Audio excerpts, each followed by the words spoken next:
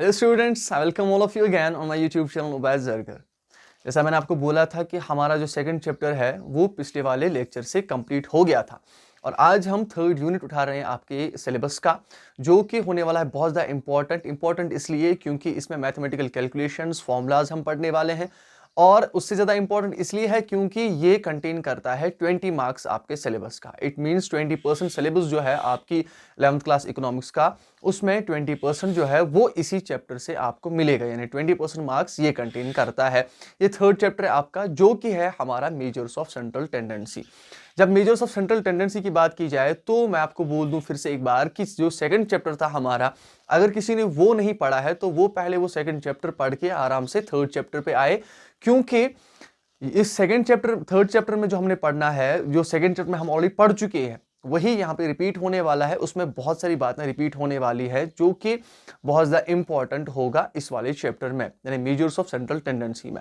इसे जब हम स्टार्ट करते हैं तो मेजर्स ऑफ सेंट्रल टेंडेंसी में हम क्या करेंगे, पहले हम देखेंगे कि मेजर्स ऑफ सेंट्रल टेंडेंसी होता क्या है। जब मैं आपको बोलता हूं बेटा कि सेंट्रल टेंडेंसी होता क्या है, तो सेंट्रल टेंडेंसी जब मैं आपको बोलूं कि सेंट्रल टेंडेंसी क्या होता है, तो आपको याद रखना है बेटा कि सेंट्रल टेंडेंसी किसे हम कहते हैं, ये होता है सेंट्रल वैल्यू। हम सिंपली कह सकते हैं कि सेंट्रल टेंडेंसी होती क्या है, it is the central value of any statistical series, यानी जो भी हमारे पास स्टैटिस्टिकल सीरीज होती है उसका सेंट्रल वैल्यू जो होता है बेटा, उसे हम कहते हैं सेंट्रल टेंडेंसी। ये आपको याद रखना है कि central tendency central value of any statistical series को कहा जाता है, यानी जो भी हमारे पास डाटा होता है, जो भी हमारे पास सेट ऑफ डाटा होता है, उस सेट ऑफ डाटा की सेंट्रल वैल्यू को हम कहते हैं सेंट्रल टेंडेंसी। ये आपको याद रखना है। और सेंट्रल टेंडेंसी में जब मेजर्स की बात की जाए तो मेजर्स क्या होते हैं, हम कह सकते हैं कि मेजर्स वो टूल्स होते हैं, ठीक है। मेजर्स ऑफ सेंट्रल टेंडेंसी वो टूल्स होते हैं, वो हम कह सकते हैं फॉर्मूलाज होती हैं, ठीक है, वो मेथड्स होते हैं, जिन मेथड से हम क्या करते हैं, जिन मेथड से हम सेंट्रल वैल्यू निकालते हैं किसी भी सीरीज का। ये आपको याद रखना है कि measures of central tendency are those methods, are those tools, are those formulas used to calculate the central value of any statistical series. यानी जो भी हमारे पास स्टैटिस्टिकल सीरीज होती है उसके सेंट्रल वैल्यू को निकालने के लिए हम जो मेजर्स यूज करते हैं, उन मेजर्स को हम कहते हैं मेजर्स ऑफ सेंट्रल टेंडेंसी। यानी जो फॉर्मूलाज यूज की जाती हैं, जो मेथड्स यूज किए जाते हैं, जो कैलकुलेशंस हम करते हैं, उन कैलकुलेशंस को कहा जाता है मेजर्स ऑफ सेंट्रल टेंडेंसी। अब सेंट्रल टेंडेंसी किसे कहते हैं, पहले मैंने आपको बोला कि central value of any statistical series, या हम कह सकते हैं रिप्रेजेंटेटिव वैल्यू, यानी जो वैल्यू रिप्रेजेंटेट करता है, ठीक है, representative value of any statistical series, यानी जो वैल्यू पूरी स्टैटिस्टिकल सीरीज को रिप्रेजेंट करे उसे हम कहते हैं सेंट्रल टेंडेंसी। ये आपको याद रखना है। तो जब भी आपको पूछा जाए कि सेंट्रल टेंडेंसी होता क्या है, तो सेंट्रल टेंडेंसी हम कहते हैं central value of any statistical series, यानी जो भी हमारे पास स्टैटिस्टिकल सीरीज होती है उसके सेंट्रल वैल्यू को कहा जाता है सेंट्रल टेंडेंसी, या वो नंबर, वो वैल्यू जो रिप्रेजेंट करता है हमारी पूरी स्टैटिस्टिकल सीरीज को, उसे हम कहते हैं सेंट्रल टेंडेंसी। ये आपको याद रखना है कि सेंट्रल टेंडेंसी किसे हम कहते हैं और central measures of central tendency क्या होते हैं। अब मेजर्स ऑफ सेंट्रल टेंडेंसी और सेंट्रल टेंडेंसी पढ़ने के बाद होपफुली आपको ये समझ में आया होगा। इसके बाद हमें पढ़ना है कि क्या क्या फंक्शंस होती है हमारे सेंट्रल वैल्यूज के, यानी जो हमारे पास सेंट्रल वैल्यूज होते हैं या जो भी हम एवरेज निकालते हैं, उन एवरेज के फंक्शंस क्या होते हैं, ठीक है, या पर्पस क्या होता है इनका, ये करते क्या है असल में, ठीक है, इनकी फंक्शंस क्या है स्टैटिस्टिक्स में, ये क्या क्या हमें करके देता है। तो पहली चीज अगर मैं आपको बोल दूं कि ये क्या करता है, ब्रीफ डिस्क्रिप्शन देता है हमें, यानी जब भी हम किसी भी स्टैटिस्टिकल वैल्यू को निकालते हैं, जब भी हम किसी भी सेंट्रल टेंडेंसी वैल्यू को निकालते हैं, सेंट्रल टेंडेंसी को निकालते हैं, तो ये हमें ब्रीफ डिस्क्रिप्शन देता है किसके रिगार्डिंग, सेट के रिगार्डिंग। आपने 8th 9th 10th में, आपने 9th 10th में खासकर आपने पढ़ा होगा मीन, मीडियन एंड मोड, ठीक है, ये तीन चीजें आपने पढ़ी थी। इससे ज्यादा हमें इस वाले चैप्टर में पढ़ना है, ठीक है, हम बहुत सारी चीजें पढ़ने वाले हैं, तो आपको वहां पे इतना ही पढ़ाया गया था, मीन, मीडियन एंड मोड। इसे हम क्या कहते थे, इसका नाम रखा गया था वहां पे मेजर्स ऑफ सेंट्रल टेंडेंसी। हाँ, ये भी मेजर्स ऑफ सेंट्रल टेंडेंसी है, लेकिन इसके अलावा भी बहुत और सारे हैं। तो ये मीन, मीडियन और मोड करता क्या था, जब भी मैं किसी 24 ऐसे देख लो आपकी मेरे पास स्टैटिस्टिकल सीरीज होती थी ऐसे, ठीक है, ये स्टैटिस्टिकल सीरीज होती थी मेरे पास, इस स्टैटिस्टिकल सीरीज का मैं निकालता था मीन। अब जब मैं मीन निकालता था इसका, तो मीन में फॉर एग्जांपल निकलता था मेरा 25.4, ठीक है, 25.4 या 25 कुछ भी निकलता था, यानी इस सीरीज का ये आंसर निकला। ये मैं एग्जांपल के तौर पे बता रहा हूं, ठीक है। अब जब मैं इसका मीन निकाल रहा हूं, ये इसका मीन निकला फॉर एग्जांपल, अब इसका मीन जब ये निकला तो ये मीन करता क्या है असल में, मैंने आपको बोला कि ये ब्रीफ डिस्क्रिप्शन देता है हमें। ब्रीफ डिस्क्रिप्शन का मतलब क्या है कि ये 25.4 जो होता है ये हमें इस पूरे सेट के रिगार्डिंग एक ब्रीफ डिस्क्रिप्शन देता है कि ये तो सेंट्रल वैल्यू है इसका, या ये एवरेज है इसका। ये एवरेज मुझे बताता है कि बाकी सारे नंबर्स जो होंगे वो अप्रोक्सीमेटली 25 से ज्यादा होंगे थोड़ा सा, और 25 से कम होंगे थोड़ा सा। इट मींस कि इसी 25.4 के अराउंड ही बाकी सारे नंबर्स क्या करेंगे, लाइक करेंगे। ये आपको याद रखना है। तो पहली चीज क्या होता है कि जो भी हमारे पास सेंट्रल टेंडेंसी वैल्यूज होते हैं, जो भी हम मीन, मीडियन, मोड या बाकी सारी चीजें निकालते हैं, वो क्या करती हैं, वो हमें ब्रीफ डिस्क्रिप्शन देता है। यानी इससे हमें पता चलता है ब्रीफ डिस्क्रिप्शन, इससे हमें पता चलता है कि जो हमारे पास वैल्यू आया है वो वैल्यू क्या है, वो वैल्यू कैसे रिप्रेजेंट करेगा हमारे पूरे स्टैटिस्टिकल सीरीज को। ये आपको याद रखना है। दूसरा, कंपैरिजन, याद रखिएगा, कंपैरिजन। अब बात जब हम करते हैं, मैंने ये जो वैल्यू निकाला, ठीक है, अब मैंने जो ये मीन निकाला, ये एवरेज निकाला, सेंट्रल टेंडेंसी निकाली, जो भी आप इसे कहें, ठीक है, ये मैंने जो निकाला, ये एवरेज जो मैंने निकाला, ये एवरेज मुझे क्या करता है, हेल्प करता है कंपैरिजन करने में। हेल्प कैसे करता है कंपैरिजन करने में? एग्जांपल ऐसे देता हूं आपको कि मैं आपको बोलूं कि स्कूल ए है और स्कूल बी है, ठीक है। स्कूल ए में एवरेज स्टूडेंट जो है उसके 50 मार्क्स आते हैं किसी सब्जेक्ट में, मैथमेटिक्स से ले लो, ठीक है, मैथमेटिक्स या इकोनॉमिक्स ले लो। अब मैथमेटिक्स में ए स्कूल में एवरेज हर किसी स्टूडेंट के मैथमेटिक्स में 50 मार्क्स आते हैं। बी स्कूल में भी मैथमेटिक्स सब्जेक्ट हम ले रहे हैं, ठीक है, लेकिन वहां के स्टूडेंट जो है उनके एवरेज मार्क्स जो मैथमेटिक्स में आते हैं वो होते हैं 60, ठीक है। अब यहां से आपको क्या पता चला, ये भी एवरेज ही है, ये भी एवरेज ही है, लेकिन एवरेज क्या करता है, एवरेज हमें कंपेयर करने में हेल्प करता है। अब मैं यहां पे जब कंपेयर करता हूं दो स्कूल्स को, परफॉर्मेंस ऑफ द स्कूल्स को, जब मैं एवरेज को क्या करूं, कैलकुलेट करूं, तो मुझे खुद ब खुद समझ में आएगा कि स्कूल बी जो है ये बहुत अच्छा परफॉर्म कर रहा है as compare to school A in mathematics. बोल रहा हूं मैं, ठीक है, एक सब्जेक्ट का ही हमने लिया था तो हम ये कह सकते हैं। तो इसीलिए कहा जाता है कि जो भी हमारे पास क्या होते हैं, सेंट्रल टेंडेंसी वैल्यूज होते हैं, ये यूज होते हैं फॉर द कंपैरिजन। ये हमें कंपेयर करने में हेल्प करते हैं, यानी आप कंपेयर कर सकते हैं इससे आप कंपेयर करते हैं डिफरेंट वैल्यूज को। थर्ड क्या होता है हमारा, थर्ड होता है बेटा formulation of policies, formulation of policies. अब देखो बेटा, इससे यानी जो भी हमारे पास एवरेज होते हैं, जो भी हम वैल्यूज निकालते हैं, इन वैल्यूज से हम क्या करते हैं, हमारी गवर्नमेंट इन वैल्यूज को यूज करती है। इन वैल्यूज को कैसे यूज किया जाता है, फॉर एग्जांपल मैं आपको बोल लूं कि पर कैपिटा इनकम जो है इंडिया का वो है 3200, ऐसा समझ लो एग्जांपल के तौर पे कि 3200 पर कैपिटा इनकम है हमारे इंडिया का, ठीक है। अब दूसरा जो है, दूसरा एक लेता हूं, दूसरा एक कंट्री ले लेते हैं, ठीक है, चाइना ले लेते हैं, तो वहां पे समझ लो ऐसे 3500 पर कैपिटा इनकम है। अब हमारी कंट्री को क्या पता चला, हमारी कंट्री जो है या हमारे जो पॉलिटिशियंस हैं या पॉलिसी मेकर्स हैं, वो पॉलिसी मेकर्स इस सेंट्रल टेंडेंसी वैल्यू को यूज करते हैं। सेंट्रल टेंडेंसी वैल्यू को यूज कैसे किया जाता है, वो देखते हैं कि हमारा पर कैपिटा इनकम दूसरी कंट्री के पर कैपिटा इनकम से कम है, तो वैसे ही पॉलिसीज बनाते हैं कि हमारा पर कैपिटा इनकम कैसे बढ़ेगा, ठीक है। तो हमारा जो सेंट्रल टेंडेंसी वैल्यू होता है बेटा, याद रखिएगा कि सेंट्रल टेंडेंसी वैल्यू जो हमारा होता है, वो सेंट्रल टेंडेंसी वैल्यू हमें हेल्प करता है फॉर्मुलेशन ऑफ पॉलिसीज में, यानी इसकी वजह से हम पॉलिसीज बनाते हैं। हमारे पॉलिसी मेकर्स इसको पॉलिसीज बनाने के लिए क्या करते हैं, यूज करते हैं। फोर्थ की अगर मैं बात करूं, और एक फंक्शन क्या है इसका, वो है स्टैटिस्टिकल एनालिसिस, स्टैटिस्टिकल एनालिसिस। अब स्टैटिस्टिकल एनालिसिस होता क्या है, अब स्टैटिस्टिकल एनालिसिस में आपको बोल लूं कि हम कंक्लूजन्स निकाल लेते हैं इसकी वजह से। अभी मैंने आपको एग्जांपल दी थी, यहां पे फिर से एक बार देखिए, यहां पे मैंने आपको एग्जांपल दी थी कि ये हमारे पास क्या है, ये हमारा एक डाटा दिया गया है हमें, और इस डाटा का हमने एवरेज वैल्यू निकाला था या सेंट्रल टेंडेंसी वैल्यू निकाला था। अब सेंट्रल टेंडेंसी वैल्यू जो 25.4 है, इससे मैं कंक्लूजन, मैंने यही बोला था आपको, कंक्लूजन अगर मैं निकाल लूं इससे, तो मैं ये बोल सकता हूं कि 25.4 जो है, मैंने आपको बोला था इसी 25.4 के आसपास ही बाकी सारे वैल्यूज होंगे। जैसे आप यहां पे देख रहे हो 24, 26, 27, 28, 29, ठीक है। यानी जो हमारा सेट ऑफ डाटा होगा, जो हमारी सीरीज होगी, वो इसी वैल्यू के इर्द गिर्द ही होगी। तो इसलिए हम कहते हैं कि ये कंक्लूजन्स निकालने के लिए, स्टैटिस्टिकल एनालिसिस आप किसे कह सकते हैं कि कंक्लूजन्स, यानी ये कंक्लूजन्स निकालने के लिए बहुत ज्यादा क्या किया जाता है, यूज किया जाता है, यूजफुल होता है। ये भी इसका पर्पज है कि हमें कंक्लूजन जल्दी पता चल सके। अब फोर्थ जो होता है बेटा, फिफ्थ जो होता है हमारा, सॉरी, फिफ्थ में हम देखते हैं वन वैल्यू फॉर ऑल।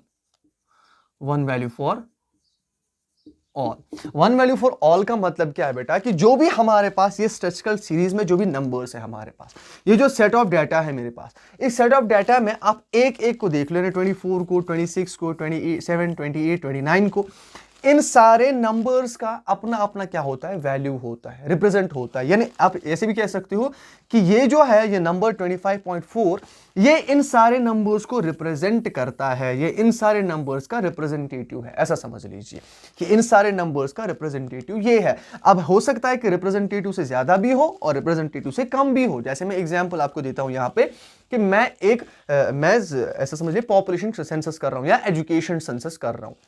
अब एजुकेशन सेंसस में क्या करता हूं, मैं किसी से भी बात करता हूं, अब उसका कंक्लूजन मुझे पता है कि सारे लोग जो हैं, एजुकेटेड लोग जो हैं, किसी एरिया के रिगार्डिंग में लूं, फॉर एग्जांपल कोई एरिया में ले लेता हूं, फॉर एग्जांपल एरिया ए। अब एरिया ए में जो मैं सेंसस कर रहा हूं एजुकेशन के रिगार्डिंग, ठीक है। अब इस एजुकेशन के रिगार्डिंग मैंने ए से बात की है या किसी बी से बात की है वहां पे, ठीक है। एरिया ए है, बी एक बंदा है, मैं इससे बात कर रहा हूं वहां पे। अब जो बी के रिगार्डिंग में कंक्लूजन निकालूंगा कि यहाँ की तालीम कैसी है, यहाँ पे एजुकेशन सिस्टम कैसा है, वो मैं खुद कंक्लूजन निकाल लूंगा। तो इसका मतलब क्या होता है, इसका मतलब होता है कि ये बी जो है, इसने बाकी सारे लोगों को रिप्रेजेंट किया, ठीक है। अब जब मैं एवरेज निकाल रहा हूं तो मैंने इसने बी ने क्या किया, इसने सारे पॉपुलेशन को रिप्रेजेंट किया। तो वैसे ही जो हमारे पास नंबर होता है, जो हमारे पास सेंट्रल टेंडेंसी वैल्यू होता है, it represents the whole set of the data. ये पूरे सेट ऑफ द डाटा को क्या करता है, रिप्रेजेंट करता है। ये आपको याद रखना है। तो सिंपल समझ लीजिए कि सेंट्रल टेंडेंसी के जो फंक्शंस होते हैं, फिर से एक बार जल्दी जल्दी देख ले कि जो भी हमारा एवरेज वैल्यू आता है वो क्या करता है, उसका पर्पस क्या होता है, उसका पर्पस होता है ब्रीफ डिस्क्रिप्शन देना, यानी वो हमें बताता है अपने वैल्यूज के बारे में या अपने जो भी हमारे पास इंफॉर्मेशन है उसके रिगार्डिंग ब्रीफ डिस्क्रिप्शन दे देता है हमें, यानी थोड़ी सी जानकारी दे देता है, ठीक है। दूसरा, कंपैरिजन के लिए यूज किया जाता है। हम इसे कंपैरिजन के लिए यूज करते हैं, यानी अगर हमें कंपेयर करना हो चीजों को तो ये कंपैरिजन के लिए भी यूज किया जाता है। तीसरा, फॉर्मुलेशन ऑफ पॉलिसीज, यानी इसकी वजह से हम फॉर्मुलेट कर सकते हैं पॉलिसीज को, यानी जो भी हमारे पास पॉलिसी मेकर्स जो हमारे हैं वो इसे यूज करते हैं to form the policies. Statistical analysis, ठीक है। स्टैटिस्टिकल एनालिसिस का मतलब क्या है कि जब भी मैं ये वैल्यू जो मेरे पास होता है इससे मैं कंक्लूजन्स निकाल लेता हूं। और fifth one value for all, यानी यहां पे जो भी नंबर मेरा निकला, यानी जो भी मेरा मीन, मीडियन, मोड, जो भी मेरे पास नंबर्स हैं, उन नंबर्स जो भी मेरे पास सेंट्रल वैल्यू निकला या सेंट्रल टेंडेंसी वैल्यू जो मेरा निकला, वो सेंट्रल टेंडेंसी वैल्यू क्या करता है बेटा, वो रिप्रेजेंट करता है whole set of the data को। ये आपको याद रखना है बेटा, ठीक है। तो होपफुली आपको मेजर्स ऑफ सेंट्रल टेंडेंसी किसे हम कहते हैं, सेंट्रल टेंडेंसी क्या होता है, ठीक है, और फंक्शंस क्या होते हैं सेंट्रल टेंडेंसी के, वो आपको अच्छी तरह समझ में आए होंगे कि सेंट्रल टेंडेंसी के फंक्शंस क्या है। अब मैं आपको बोल लूं कि सेंट्रल टेंडेंसी, जब फंक्शंस हमने देख लिए सेंट्रल टेंडेंसी के, इसके साथ हमें और एक चीज देखनी है जिसे हम कह सकते हैं कि सेंट्रल टेंडेंसी के फंक्शंस ही नहीं बल्कि हम कह सकते हैं एसेंशियल्स, ठीक है, कि हमारी सेंट्रल टेंडेंसी जो होती है इसमें क्या क्या एसेंशियल होना चाहिए। यानी जब भी हम सेंट्रल टेंडेंसी निकालें हमारे दिमाग में क्या होना चाहिए, कौन कौन सी चीजें हमें दिमाग में रखनी है। पहली चीज हमें रखनी है ये चीज कि जो भी हमारा सेंट्रल टेंडेंसी वैल्यू होगा इट शुड बी रिप्रेजेंटेटिव। याद रखिएगा, ये रिप्रेजेंटेटिव होना चाहिए, यानी ये हमारे पूरे डेटा को क्या करना चाहिए, रिप्रेजेंट करना चाहिए। यानी इसकी वजह से हमें पता चलना चाहिए पूरे डेटा की रिगार्डिंग, पूरी इंफॉर्मेशन की रिगार्डिंग। ये आपको याद रखना है, ठीक है। दूसरा मैं अगर बोलूं तो सिंपलिसिटी इसमें होनी चाहिए, ठीक है। सिंपलिसिटी, इसको इतना एम्बिगुअस नहीं बनाना है, ठीक है, इतना टफ इसको नहीं बनाना है, इतना भी टफ आंसर नहीं होना चाहिए। ऐसे यानी परसेंटेज में हम निकाल लें तो परसेंटेज में नहीं निकालना है, सिंपल एक एब्सोल्यूट नंबर में इसे निकालना है। एब्सोल्यूट नंबर जब निकला तो एब्सोल्यूट नंबर ये सिंपलिसिटी बन गई, यानी अब मैं सिंपल वे में क्या कर सकता हूं, अपने आंसर को निकाल सकता हूं। ये आपको याद रखना है। तीसरा मैं अगर बोलूं आपको तो सर्टेनिटी आपको याद रखनी है। सर्टेनिटी का मतलब क्या है कि जो भी आंसर होगा ये सर्टेन आंसर होना चाहिए, ठीक है। हाँ, इसमें थोड़ी सी अप्रोक्सीमेट अप्रोक्सीमेशन हो सकती है, लेकिन फिर भी टू द हम कह सकते हैं टू द एक्सटेंट जो हम कह सकें तो अप्रोक्सीमेट के साथ साथ ये सर्टेन भी होना चाहिए, ठीक है। फोर्थ की अगर मैं बात करूं तो सर्टेनिटी के बाद अगर मैं बात करता हूं बेटा, तो सर्टेनिटी के बाद मुझे क्या देखना है कि ये एब्सोल्यूट नंबर, जो मैंने आपको बोला था कि ये एब्सोल्यूट नंबर होना चाहिए, it should represent the whole data.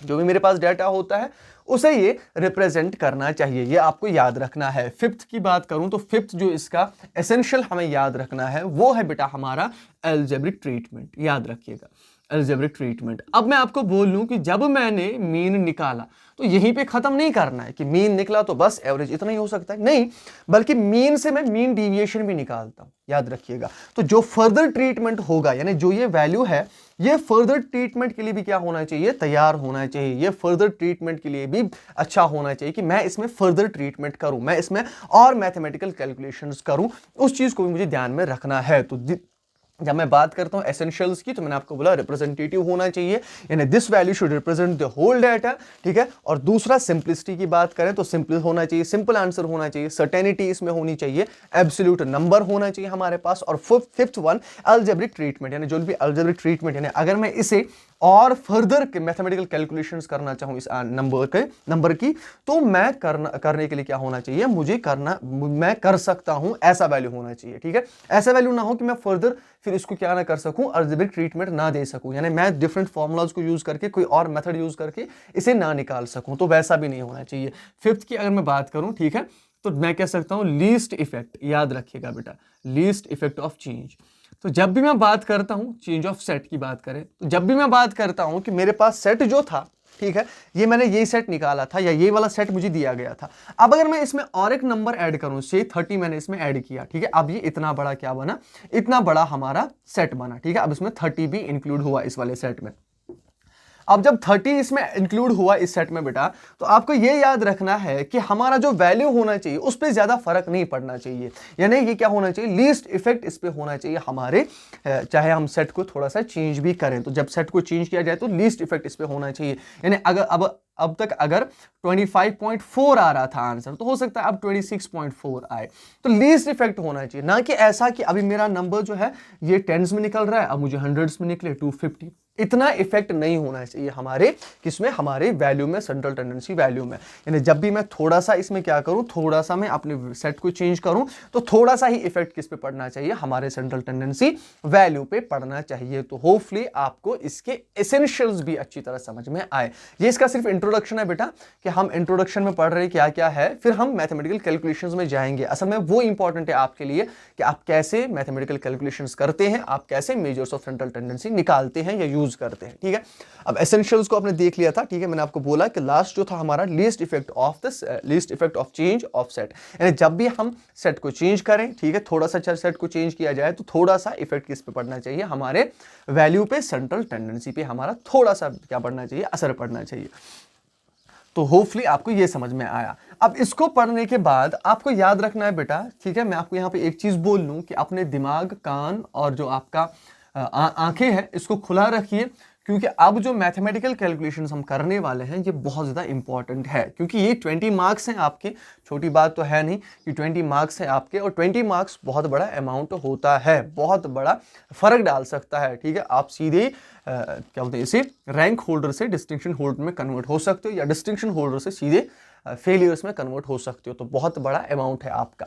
अब जब मैं बात करता हूँ मेजर्स ऑफ सेंट्रल टेंडेंसी की बेटा, तो मेजर्स ऑफ सेंट्रल टेंडेंसी को असल में हमने दो डिविजन्स में डिवाइड किया हुआ है, यानी दो पार्ट्स में डिवाइड किया हुआ है। एक होता है हमारा बेटा जिन्हें हम कहते हैं मैथमेटिकल एवरेज, मैथमेटिकल एवरेज, और दूसरा होता है हमारा पोजिशनल एवरेज, पोजिशनल एवरेज। इस मैथमेटिकल एवरेज में क्या क्या आता है, इसमें आता है बेटा आपका अरिथमेटिक मीन, अरिथमेटिक मीन, ठीक है, जियोमेट्रिक मीन, और तीसरा आता है इसमें हार्मोनिक मीन, हार्मोनिक मीन। ये तीन इसमें आते हैं हमें, ठीक है। पोजिशनल एवरेज की बात करें तो इसमें हमारा मोड आता है, मीडियन आता है, ठीक है, मीडियन आता है, मोड आता है हमारा, ठीक है, इन्हें हम पोजिशनल एवरेज कहते हैं, इसमें कर्टाइल्स आते हैं हमारे, ठीक है, तो बाकी सारी चीज़ें तो हम बाद में देखेंगे, इसको हम अलग से पढ़ने वाले हैं, ठीक है, इसको हम दूसरे वाले लेक्चर में या दूसरे वाले टॉपिक में पढ़ने वाले हैं।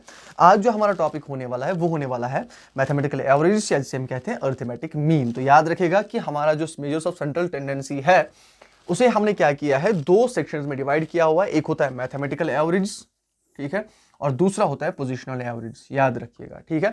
मैथमेटिकल एवरेज में हमें क्या आता है, arithmetic mean, geometric mean, harmonic mean, ठीक है, और पोजिशनल एवरेज में मीडियन, मोड, कर्टाइल्स, बाकी सारी चीजें इसमें आती हैं बेटा, ये आपको याद रखना है, ठीक है। अब स्टार्ट हम कहां से करेंगे, स्टार्ट हम करेंगे हमारे मैथमेटिकल एवरेज से, जिन्हें हम कहते हैं असल में जो मीन है हमारा पहला, ठीक है, उसे हम पढ़ने वाले हैं, जिसे हम कहते हैं अरिथमेटिक मीन, अरिथमेटिक मीन। अब अरिथमेटिक मीन कैसे निकाला जाता है वो हम यहां पे देखने वाले हैं। अरिथमेटिक मीन में भी बेटा दो टाइप्स होते हैं, ये आपको याद रखना है।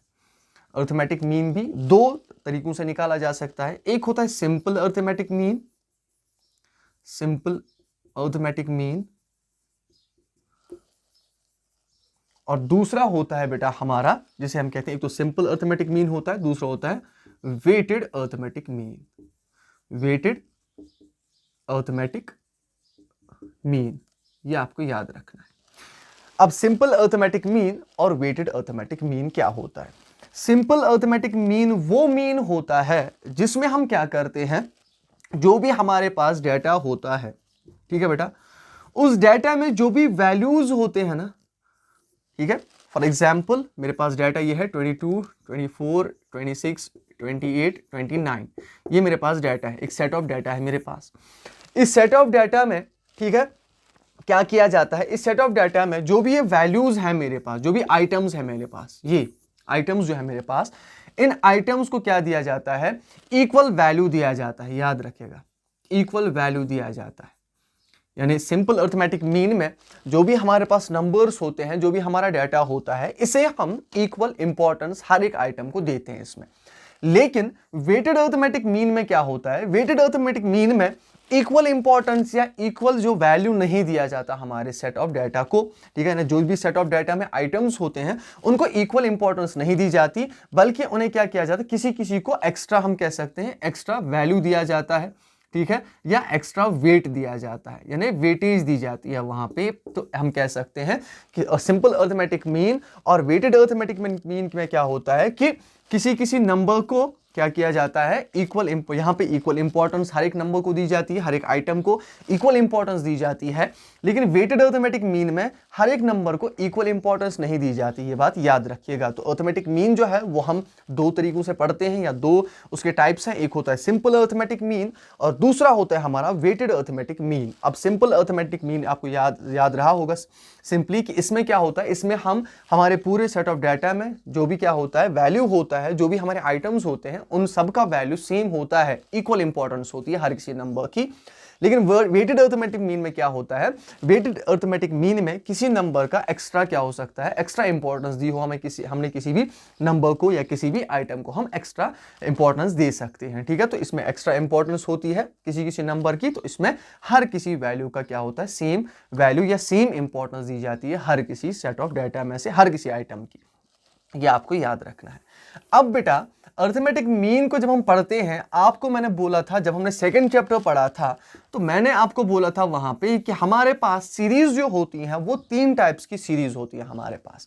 यानी जब हमने सीरीज पढ़ी थी, स्टैटिस्टिकल सीरीज हमने पढ़ी थी, तो हमने पढ़ा था कि एक होती है हमारे पास इंडिविजुअल सीरीज, ठीक है, दूसरा होता है हमारे पास डिस्क्रीट सीरीज, डिस्क्रीट सीरीज, और तीसरा होता है हमारे पास बेटा जिसे हम कहते हैं फ्रीक्वेंसी डिस्ट्रीब्यूशन। ये हमने पढ़ा था पिछले चैप्टर में, फ्रीक्वेंसी डिस्ट्रीब्यूशन। इसे हमने फ्रीक्वेंसी एरे भी कहा था डिस्क्रीट सीरीज को, कि इसे हम फ्रीक्वेंसी एरे भी कहते हैं, ये आपको याद रखना है। अब बेटा हर किसी सीरीज में अलग अलग नंबर्स, मैंने आपको बोला था इंडिविजुअल सीरीज में क्या होता है, इसमें हम जो भी हमारे पास आइटम्स होते हैं वो सिंगली लिस्ट किए होते हैं, ठीक है।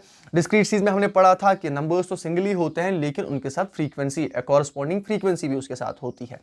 थर्ड हमने पढ़ा था फ्रीक्वेंसी डिस्ट्रीब्यूशन, इसे हम कंटिन्यूअस डिस्ट्रीब्यूशन भी कहते हैं। इसमें हमने देखा था डाटा को क्या किया जाता है, ग्रुप्स में कन्वर्ट किया जाता है। अब हम इन तीनों को अलग अलग पढ़ने वाले हैं। तो पहला जो हमारा होगा वो होगा इंडिविजुअल सीरीज, यानी हम इंडिविजुअल सीरीज में कैसे मीन को निकालते हैं। यानी जो भी हमारे पास इंडिविजुअल सीरीज होती है, कोई भी क्वेश्चन हो इंडिविजुअल सीरीज का, उसमें हम मीन कैसे निकालते हैं ये आपको याद रखना है। यही हम असल में पढ़ने वाले हैं। मैं आपको बोलूं कि इंडिविजुअल सीरीज में दो मेथड्स यूज किए जाते हैं। यानी इंडिविजुअल सीरीज में मीन को निकालने के लिए हम दो मेथड्स को यूज करते हैं। एक होता है हमारा बेटा जिसे हम कहते हैं सिंपल अरिथमेटिक मीन, जिसे हम कह सकते हैं सिंपल अरिथमेटिक मीन, ठीक है, मैंने आपको अभी बोला था। तो इसके लिए हम क्या करते हैं, इसके लिए हम यूज करते हैं डायरेक्ट मेथड, ठीक है, और शॉर्टकट मेथड, डायरेक्ट मेथड और शॉर्टकट मेथड। यानी दो मेथड्स हैं हमारे पास, जिन मेथड्स के जरिए हम इंडिविजुअल सीरीज का क्या निकाल सकते हैं, मीन निकाल सकते हैं। पहला होता है हमारा डायरेक्ट मेथड, ठीक है, और दूसरा होता है शॉर्टकट मेथड। अब क्वेश्चन जब आपसे पूछा जाता है तो आपको क्वेश्चन सिंपली बोल सकता है कि ये मैंने डाटा दिया हुआ है, इसका आप मीन निकाल लें डायरेक्ट मेथड से, तो आपको सिर्फ डायरेक्ट मेथड यूज करना है, ठीक है। और अगर पूछे कि शॉर्टकट मेथड से यूज कीजिए तो आपको शॉर्टकट मेथड यूज करना है। लेकिन अगर उसने सीधे बोला हो कि इसका हमें क्या निकाल के दीजिए, मीन निकाल के दीजिए, तो आप दोनों में से एक मेथड को यूज कर सकती है। अब दोनों मेथड्स की मैं आपको बोलूं कि एक्स बार से हम डिनोट करते हैं किसको, हमारे मीन को। फॉर्मूलाज देखते हैं, फिर हम उन फॉर्मूलाज को यूज भी करेंगे। एक्स बार से हम किसको डिनोट करते हैं, मीन को एक्स बार से डिनोट किया जाता है।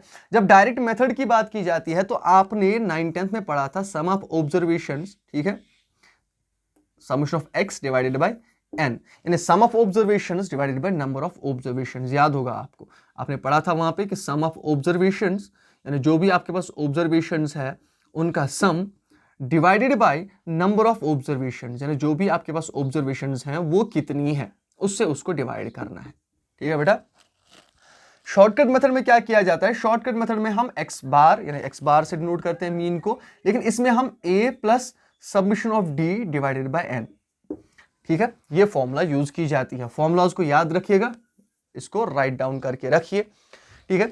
अब एक काम कीजिए, होपफुली आप अपनी जो कॉपी पेन है, ठीक है, वो हम साइड में रखिए अपना, और सिर्फ अब देखिए मैं क्या कर रहा हूं, मैं कैसे आपको दिखाऊंगा कौन कौन सी चीजें आपको पढ़नी है इसमें, ठीक है बेटा। फॉर्मूलाज देखने के बाद हम क्या करेंगे, हम एक क्वेश्चन करेंगे, ठीक है, यानी अब हम मीन को निकालेंगे। मीन को कैसे निकालना है इंडिविजुअल सीरीज में वो हम देखेंगे। तो आपको क्या दिया गया है, एक क्वेश्चन दिया गया है कि pocket allowance of 10 students is, यानी जो भी आपकी बुक में दिया गया है क्वेश्चन वो मैं आपको दिखा रहा हूं कि पॉकेट अलाउंस जो है ऑफ 10 स्टूडेंट्स इज, यानी 10 स्टूडेंट्स की पॉकेट अलाउंस आपको दी गई है, ठीक है। इस पॉकेट अलाउंस का हमें क्या करना है, एवरेज निकालना है, यानी एवरेज में हर एक स्टूडेंट को कितना मिल रहा है, कितना पॉकेट अलाउंस घर वाले दे रहे हैं। इसमें क्या दिया गया आपको 15, 20, ठीक है, 30, 22, 25, 18, 40, 50, 55 एंड 60, ये आपको पॉकेट अलाउंस दी गई है। और आपको बोला गया है कि कैलकुलेट द मीन, ठीक है, हमें क्या करना है, कैलकुलेट द अरिथमेटिक मीन, हमें अरिथमेटिक मीन को कैलकुलेट करना है। अब अरिथमेटिक मीन को मैं कैसे कैलकुलेट करूं, तो पहली चीज ये है कि मैं डायरेक्ट मेथड को यूज करूं और दूसरा फिर शॉर्टकट मेथड को यूज करूं। तो पहले हम डायरेक्ट मेथड को यूज करेंगे, ये आप याद रखिएगा कि पहले हम इस क्वेश्चन को डायरेक्ट मेथड से सॉल्व करने की कोशिश करते हैं। तो डायरेक्ट मेथड याद रखिएगा, तो डायरेक्ट मेथड में हमने अभी फॉर्मूला भी देख ली क्या करना पड़ता है। मैंने आपको बोला था कि डायरेक्ट मेथड में मीन किसके बराबर होता है, sum of observations divided by number of observations, यानी जो भी आपके पास ऑब्जर्वेशंस है इनका सम और टोटल नंबर कितना है इन ऑब्जर्वेशंस का वो डिवाइड करना है उससे, ठीक है। तो मैं उसको पहले ऐसे रिप्रेजेंट करता हूं, ठीक है। तो पॉकेट अलाउंस जो है मेरे पास, उस पॉकेट अलाउंस को मैं पहले अच्छी तरह लिख के रखता हूं इस बॉक्स में, ठीक है। पॉकेट अलाउंस क्या है मेरा 15, ठीक है, 20, 30, 22, 25, 18, 40, 50, 55 एंड 60, ये मेरा पॉकेट अलाउंस है 10 स्टूडेंट्स का। अब मुझे करना है क्या है, फॉर्मूला मुझे क्या बोल रही है, summation of x. Pocket allowance जो है यही है असल में एक्स, ठीक है, वेरिएबल तो यही है, ठीक है। तो वेरिएबल का सम जब मैं करता हूं बेटा, इट इज अराउंड 340, ये कितना आता है हमारा 340 आता है। अब जब मैं नंबर्स की बात करूं तो मुझे दूसरा क्या देखना है, n। तो समेशन ऑफ x मेरा कितना आया 340। टोटल कितने हैं मेरे पास ये नंबर्स 1 2 3 4 5 6 7 8 9 10। तो n क्या है मेरे पास, फिर n आया मेरा 10। अब फॉर्मूला को जब मैं यूज करता हूं तो मीन आएगा डायरेक्ट मेथड से, x बार से डिनोट करते हैं इसको, 340 यानी सबमिशन ऑफ x जो मैंने ऊपर किया हुआ था यहां पे, ठीक है, डिवाइडेड बाय n कितना था मेरा 10, विच इज इक्वल टू 34। तो याद रखिएगा इससे मीन कितना आया, मीन हमारा आया 34। यानी डायरेक्ट मेथड में हम क्या करते हैं, sum of observations divided by number of observations, लेकिन किस में, इंडिविजुअल सीरीज में। ये आपको मैंडेटरी याद रखना है, क्योंकि स्टूडेंट्स असल में यहीं पे कंफ्यूज हो जाते हैं कि कौन सी फॉर्मूला कौन सी सीरीज की थी और कब मैं इसे यूज कर सकता हूं। तो अलग अलग करके हम बहुत अच्छी तरह से समझने की कोशिश करेंगे कि इंडिविजुअल सीरीज में मीन निकालने के लिए जो डायरेक्ट मेथड यूज किया जाता है उसकी फॉर्मूला ये होती है, x bar is equal to submission of x divided by n, यानी sum of observations divided by number of observations. अब देखिए यहां पे कितना मीन आया 34। अब इसी इक्वेशन को हम शॉर्टकट मेथड के जरिए भी देखेंगे कि शॉर्टकट मेथड में मीन इसका क्या आता है, ठीक है। मीन तो सेम आना चाहिए, क्योंकि शॉर्टकट मेथड हो कोई भी मेथड हो, मीन सबका सेम आना चाहिए। लेकिन एक चीज मैं आपको बोलूं बेटा कि ये जो शॉर्टकट मेथड में हमने अभी पढ़ा था, शॉर्टकट मेथड की अब मैं आपको फॉर्मूला बता दी पहले ही कि वो क्या होती है, a, ठीक है, जब हम x bar is equal to a plus submission of d divided by n, ऐसे हम फॉर्मूला लिख लेते हैं, ठीक है। अब a क्या है यहां पे बेटा, a आपको याद रखना है, a होता है एज्यूम्ड मीन। एज्यूम्ड मीन यानी ये आप अपने हिसाब से ले सकते हो, यानी जो भी नंबर्स आपके पास होते हैं इनमें से कोई भी नंबर आप एज a ले सकते हो, ये आपको याद रखना है, ठीक है, एज ए ले सकते हो। अब डी क्या है यहां पे, ये डी आप याद रखिएगा, डी होती है असल में डीविएशन। अब डीविएशन कहां से है, इसे हम देखते हैं x माइनस ए। डीविएशन कैसे निकाला जाता है, x minus A. It means ये हम कह सकते हैं डीविएशन असल में होती है स्कैटरिंग, ठीक है, डीविएशन किसे कहते हैं, स्कैटरिंग, या हम कह सकते हैं डिस्टेंस, यानी हम सिंपली कह सकते हैं कि distance from the assumed mean, ठीक है, एज्यूम्ड मीन से कितनी डिस्टेंस है इसकी, वो हम डी से निकालते हैं, यानी डी डीविएशन उसे रिप्रेजेंट करती है। अब मैं ये कैसे निकालूंगा, इसी क्वेश्चन पे देख लें कि कैसे निकाला जाएगा, ठीक है। अब यहां पे क्या है, यहां पे पॉकेट अलाउंस दी गई है, तो मैं एक काम करूंगा, मैं इसे सीरियल नंबर के हिसाब से लिख लेता हूं पहले, ठीक है, सीरियल नंबर के हिसाब से। अब यहां पे 1 2 3 4 5 6 7 8 9 10, ये इंपॉर्टेंट नहीं है सीरियल नंबर से, अगर आप ना भी बनाए तो कोई फर्क नहीं पड़ता, आप टेंशन मत लो उसकी कि आपकी क्या आपने सीरियल नंबर से क्यों लिया। मैंने आपको बोला था, अगर पिछली बार आपको याद हो, पिछले चैप्टर में हमने पढ़ा था कि हम अपने इंडिविजुअल सीरीज को असेंडिंग ऑर्डर, डिसेंडिंग ऑर्डर या सीरियल नंबर्स के हिसाब से क्या कर सकते हैं, उन्हें ऑर्गेनाइज कर सकते हैं। अब मुझे चाहिए क्या, असल में मुझे चाहिए फॉर्मूला, मैंने बोली थी आपको a plus submission of d divided by n, ये मैंने आपको फॉर्मूला बोली। फॉर्मूला में क्या चाहिए आपको, एक तो एज्यूम्ड मीन चाहिए आपको, ठीक है, और दूसरा सबमिशन ऑफ d चाहिए। d निकलेगा कैसे, मैंने आपको अभी बोला, d निकालते हम x माइनस ए से, x माइनस ए। x क्या है मेरे पास, ये a क्या होगा, एज्यूम्ड मीन, एज्यूम्ड मीन में जो भी लूं, फॉर एग्जाम्पल a मैं यहां पे लेता हूं 40 फॉर एग्जाम्पल, ठीक है, a मैंने कितना लिया 40, ठीक है। अब d कैसे निकाला जाएगा, x minus A, which means, ठीक है, x 15 माइनस 40, तो 15 माइनस 40, ठीक है, ऐसी 20 माइनस 40, ठीक है, 30 माइनस 40, ऐसी 22 माइनस 40, ऐसी 25 माइनस 40, ऐसी 18 माइनस 40, ऐसी 40 माइनस 40, ठीक है, 50 माइनस 40, 55 माइनस 40। अब पता नहीं मेरे हाथों को क्या हो गया, मैं नीचे ही चला जा रहा हूं, ठीक है, हाँ 60 माइनस 40, ऐसे निकालना है, ठीक है। अब मैंने ऐसे निकाला, अब इसके नीचे और एक कॉलम डालूंगा क्योंकि मुझे सबमिशन ऑफ डी निकालना है यहाँ पे, ठीक है, सबमिशन ऑफ डी निकालना है, यानी इनका सम, सबमिशन ऑफ डी, ठीक है। अब करना क्या है सर, इसको मैं पहले कैलकुलेट कर लूं, इसको कैलकुलेट करने के बाद क्या आएगा वो हम देखेंगे, ठीक है बेटा। अब जब मैं इसको कैलकुलेट करता हूं बेटा, तो इसका आंसर आता है हमारा 15 माइनस 40 कितना होता है, तो ऐसे समझ लिया माइनस 25, याद होगा आपको, क्योंकि बड़े में से छोटे में से बड़े को क्या कर रहे हैं, सब्ट्रैक्ट कर रहे हैं, तो माइनस जो साइन होगी वो साथ में आएगी। 20 माइनस 40 दैट इज माइनस 20, ठीक है, ऐसे ही आएगा माइनस 10, ठीक है, ऐसे ही माइनस 18, ऐसे ही यहाँ पे -15, ठीक है, यहाँ पे -15 के बाद -22, ऐसे ही 0, ऐसे ही 10, 15, 25। अब मैंने देख लिया ये मैंने डी निकाल लिया। अभी मैंने डी नहीं निकला है, हाँ डी निकाल लिया मेरा, लेकिन समेशन ऑफ डी अभी मैंने नहीं निकाला।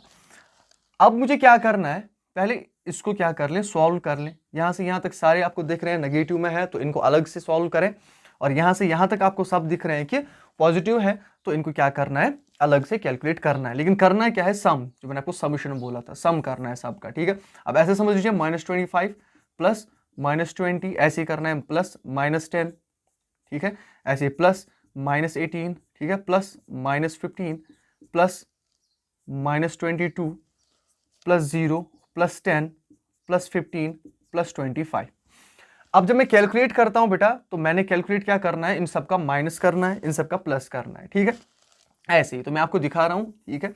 अब इनका मैं कैलकुलेट जब करता हूं तो मेरा यहां तक आता है 110, यानी इन सब का जब मैं सम करता हूं -22 तक, यानी 25 से लेकर -22 तक मेरा सम कितना आता है, -110। ये आप कैलकुलेट कर लें, बहुत ईजी है।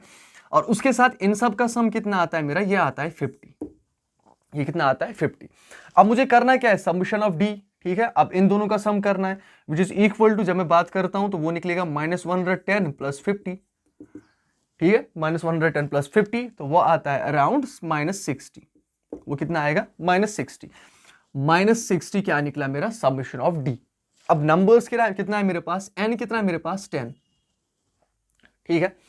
तो अब मैं फॉर्मूला में जब इसे यूज करता हूं बेटा, ठीक है, फॉर्मूला में मुझे यूज क्या करना है, x बार किसके बराबर होता है, a, एज्यूम्ड मीन मैंने क्या लिया है 40, एज्यूम्ड मीन होगा 40 plus summation of d divided by n।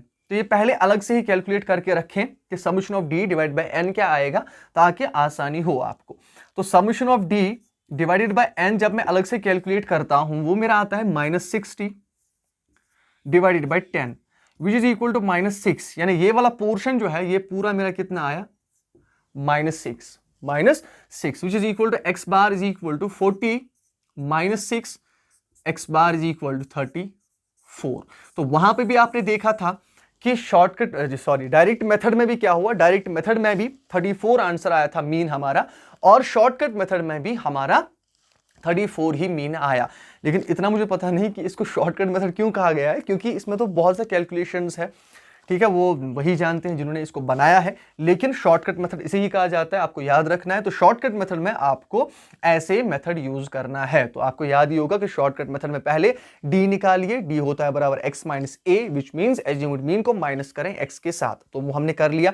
उसके बाद कैलकुलेशन करें, यहां से यहां तक प्लस करना है, सम करना है यहां से यहां तक, तो वो आया था 110। उसके बाद यहां से यहां तक हमने सम किया तो वो आया था 50। फिर इन दोनों का सम किया तो 110 प्लस 50 कितना आया, -60। और -60 को डिवाइड किया फिर 10 से, ठीक है, -60 को फिर डिवाइड किया 10 से, जो आया -6। और फिर हमने फॉर्मूला में यूज किया a plus summation of d divided by n, that is -6। और -6 करने के बाद लास्ट में आंसर आया 34। तो ये जो पूरा है, ये था हमारे इंडिविजुअल सीरीज के रिगार्डिंग, कि इंडिविजुअल सीरीज में कैसे हम क्या करते हैं, मीन को कैलकुलेट करते हैं, ठीक है। होपफुली आपको बहुत अच्छी तरह समझ में आया। आपकी बुक में बहुत सारे क्वेश्चंस दिए गए हैं, आप उनको ट्राई कीजिए, ठीक है, मेहनत कीजिए अच्छी खासी, क्योंकि ये चैप्टर जो है ये आपको प्रैक्टिस से ही आपको समझ में आएगा। जब आप प्रैक्टिस करते रहेंगे तब आपको समझ में आ जाएगा। तो बहुत सारे क्वेश्चंस आपकी बुक में लास्ट में दिए गए हैं, उन क्वेश्चंस को सॉल्व करने की कोशिश करें। तो अगर कहीं पे कंफ्यूजन हो या कहीं पे डाउट हो तो आप कमेंट सेक्शन में मुझे बोल सकते हैं। मिलते हैं कल नेक्स्ट टॉपिक के साथ, ठीक है, तब तक के लिए गुड बाय।